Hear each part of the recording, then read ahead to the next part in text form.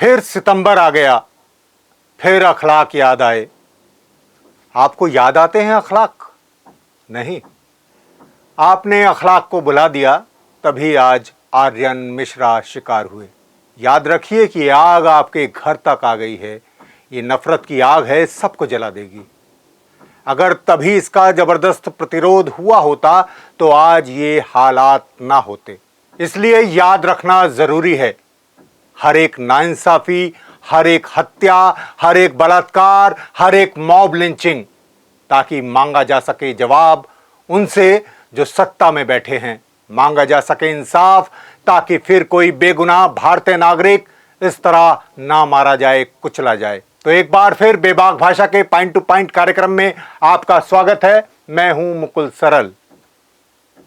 आज हम बात करेंगे मॉब लिंचिंग की, बात करेंगे अखलाक का केस 9 साल बाद कहां पहुंचा, क्यों बीजेपी द्वारा गौ हत्या और इंसान की हत्या को एक बराबर बताने की कोशिश हो रही है, मॉब लिंचिंग के बरक्स गौ लिंचिंग शब्द गढ़ने की कोशिश की जा रही है, क्यों एक बार फिर से उत्तराखंड से लेकर हिमाचल और महाराष्ट्र, असम तक सांप्रदायिकता और नफरत की राजनीति तेज की जा रही है। यूपी के दादरी के बिसाड़ा के बुजुर्ग अखलाक, जिन्हें गौ हत्या के शक में 28 सितंबर 2015 को घर से खींचकर भीड़ ने मार डाला था। शायद उस समय पहली बार हमारा सामना मॉब लिंचिंग शब्द से हुआ था, यानी भीड़ द्वारा पीट पीट कर हत्या। इससे पहले भी मॉब लिंचिंग हुई थी, लेकिन यह शब्द 2015 के बाद स्थायी बन गया। मैं इस शब्द को अपनी डिक्शनरी से मिटा देना चाहता हूं, लेकिन इसे बार बार दोहराने को मजबूर हूं, क्योंकि तब से यह सिलसिला रुका नहीं है। तो यही सितंबर का महीना था, सितंबर की 28 तारीख। 24 तारीख को बकरीद का त्यौहार गुजरा था। इसी दौरान यूपी के गौतम बुद्ध नगर में दादरी में अफवाह उड़ी कि बिसाड़ा गांव के मोहम्मद अखलाक के घर में गौ मांस है। गांव के मंदिर से गौ हत्या की सूचना प्रसारित की गई और फिर उन्मादी भीड़ ने बुजुर्ग मोहम्मद अखलाक की घर से खींचकर पीट पीट कर हत्या कर दी और उनके बेटे दानिश को अधमरा कर दिया।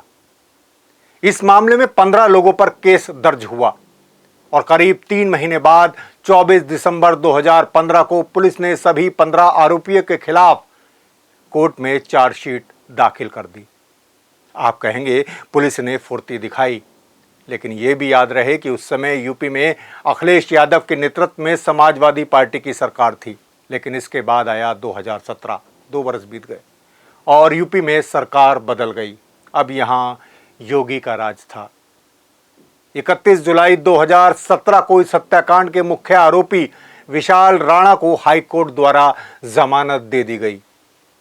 केस धीमे धीमे आगे बढ़ा और 12 फरवरी 2021 को गौतम बुद्ध नगर जिला न्यायालय ने 12 आरोपियों के खिलाफ आरोप तय किए। 14 जून 2022 को चश्मदीद गवाह और शिकायत करने वाली अखलाक की बेटी के बयान दर्ज हुए और अब आ गया है 2024।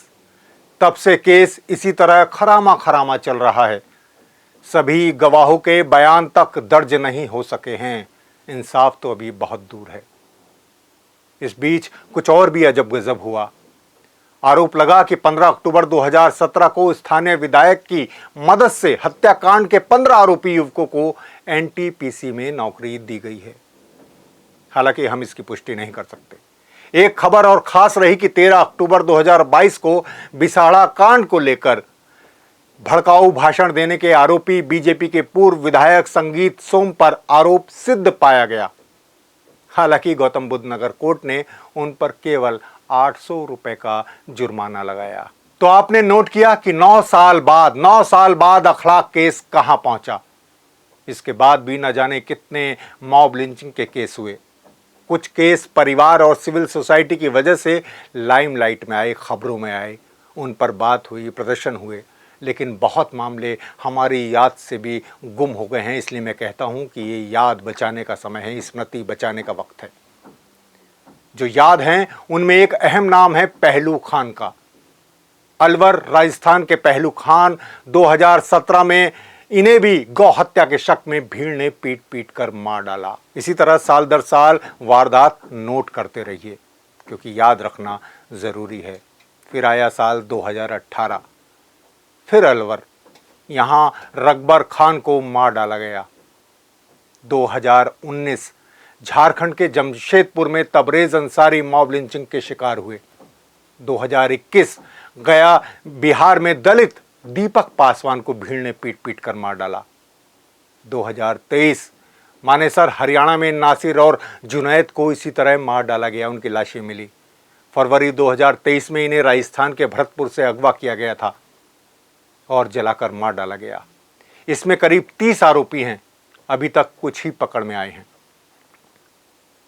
और अब 2024, इसी गौ हत्या और गौ तस्करी के शक में 23-24 अगस्त की रात फरीदाबाद के नौजवान छात्र आर्यन मिश्रा को कार में पीछा कर गोली मार दी गई। अब पहली बार मुसलमान या दलित के अलावा इस पागलपन का शिकार एक हिंदू ब्राह्मण युवक हुआ। तो कुछ ऐसे नेताओं और लोगों ने भी आगे बढ़कर बोला जो अब तक चुप थे। काश वो पहले बोले होते। मामला उल्टा पड़ते देख ये कथित गौरक्षक, जिन्हें मैं गौ गुंडा कहता हूं, गौ आतंकी कहता हूं, सफाई देते हैं कि आर्यन गलती से मारा गया। और गलती क्या थी? यानी मुसलमान के धोखे में मारा गया। यानी अगर वो वाकई मुसलमान होता तो किसी को कोई फर्क नहीं पड़ता, कोई नहीं बोलता। लेकिन आर्यन के माता पिता ने इन गौ गुंडों और सांप्रदायिकता की राजनीति करने वालों को सही जवाब दिया है कि क्या मुसलमान इंसान नहीं होते? क्या मुसलमान है तो गोली मार दोगे? लेकिन अफसोस सच्चाई यही है कि मुसलमानों पर अब कोई भी गौरक्षा के नाम पर गोली चला सकता है, पीट पीट कर मार सकता है। जैसे किसी भी केस में मुसलमान का नाम आते ही सरकारी बुलडोजर दौड़ पड़ता है उसका मकान ढहाने, दुकान ढहाने, चाहे वो किराए पर ही क्यों ना रहता हो। यही तो हुआ उदयपुर में। स्कूल के झगड़े में हुई चाकूबाजी में एक छात्र के पहले घायल होने और फिर मौत की घटना को हिंदू मुस्लिम की घटना बना दिया गया और आरोपी मुस्लिम छात्र के घर बुलडोजर चला दिया गया, जबकि वह किराए के मकान में रहता था और वहां अन्य परिवार भी रहते थे। मामला सुप्रीम कोर्ट गया तो सुप्रीम कोर्ट अब बुलडोजर पर बोल रहा है, कह रहा है कि किसी भी मामले में आरोपी तो क्या, दोषी के घर भी इस तरह बुलडोजर नहीं चलाया जा सकता। नोट कीजिए, दोषी पर भी। लेकिन इसे किसने सुना? बुलडोजर इसके बाद भी बदस्तूर चल रहा है। मुख्यमंत्री उसे अपनी यूएसपी बता रहे हैं। उसी तरह मॉब लिंचिंग भी बदस्तूर जारी है। 23-24 अगस्त की रात आर्यन को मारने के बाद क्या हुआ?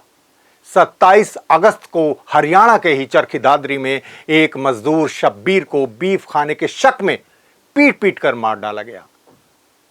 शब्बीर पश्चिम बंगाल के रहने वाले थे।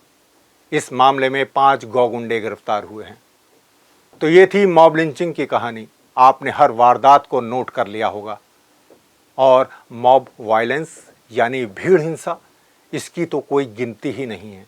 कैसे नोट करें, कैसे बताएं? अभी महाराष्ट्र में क्या हुआ? चलती ट्रेन में एक भारतीय नागरिक, एक मुस्लिम बुजुर्ग 72 साल के अशरफ अली को गौ मांस के शक में पीट पीट कर लहूलुहान कर दिया गया। और जीआरपी ने क्या किया? मामूली धाराओं में केस दर्ज किया ताकि आसानी से जमानत मिल जाए। और 3 आरोपियों को बिना शर्त जमानत भी मिल गई। वो तो बाद में दबाव बना और मामले में कुछ और धाराएं जोड़ी गईं, तब जमानत रद्द हो पाई। याद रहे कि आरोपी पुलिस भर्ती परीक्षा के अभ्यर्थी बताए जाते हैं। ये सब डराने वाला है और ये सब रुकने वाला नहीं है, क्योंकि सत्ता और सियासत के मुंह खून लग चुका है और उसके पास सत्ता का, चुनाव जीतने का सिर्फ एक ही मंत्र है, एक ही सूत्र है, हिंदू मुस्लिम नफरत। अभी हिमाचल को देखिए, वहां एक मस्जिद को लेकर बवाल है। 1947 की ये बनी मस्जिद बताई जाती है। वहां के एक हिंदू संगठन को इससे बहुत परेशानी है। कह रहे हैं कि इस पर अवैध निर्माण हुआ है, लेकिन सड़क किनारे बने मंदिरों, देश भर में बनी अवैध इमारतों को लेकर उन्हें कोई फर्क नहीं पड़ता। बताया जाता है कि सन 1947 में बनी यह मस्जिद पहले कच्ची थी, अब पक्की और कई मंजिला बन गई है। बिना अनुमति के कुछ मंजिल बनाने का आरोप में कोर्ट में मामला भी चल रहा है। सरकार का कहना है और मस्जिद के इमाम का भी कहना है कि जो कोर्ट का फैसला होगा वो माना जाएगा। लेकिन नहीं, एक हिंदूवादी संगठन ने हिमाचल में तूफान खड़ा कर दिया है। शिमला में जबरदस्त प्रदर्शन किया गया। इसी तरह उत्तराखंड की राजधानी देहरादून के पलटन बाजार में एक छेड़खानी के मामले को हिंदू मुस्लिम का रूप दे दिया गया।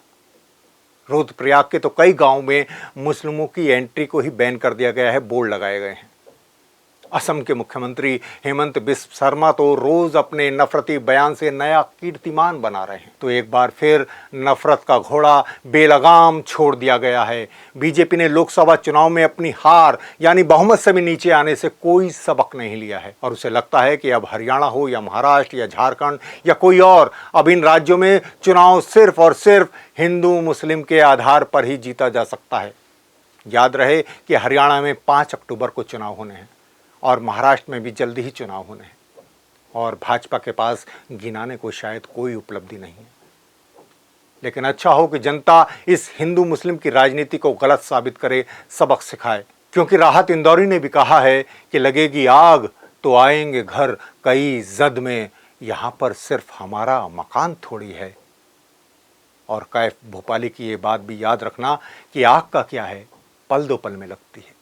आग का क्या है, पल दो पल में लगती है, बुझते बुझते एक जमाना लगता है। इस संदर्भ में मणिपुर को भी याद रखिए। तो आज के लिए इतना ही। शुक्रिया। देखते रहिए बेबाक भाषा और हमारा कार्यक्रम point two point. Like, share और सब्सक्राइब भी कीजिए ताकि सच जिंदा रहे, सामने आ सके। शुक्रिया।